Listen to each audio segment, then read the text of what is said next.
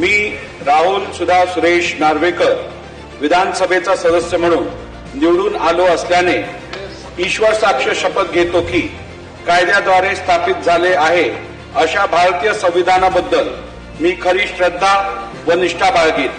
भारताची सार्वभौमता व एकात्मता उन्नत राखीन आणि आता जे कर्तव्य मी हाती घेणार आहे ते निष्ठापूर्वक पार पाडेन. मी राहुल सुधा सुरेश नार्वेकर विधानसभेचा सदस्य म्हणून निवडून आलो असल्याने ईश्वर साक्ष शपथ घेतो की कायद्याद्वारे स्थापित झाले आहे अशा भारतीय संविधानाबद्दल मी खरी श्रद्धा व निष्ठा बाळगीन.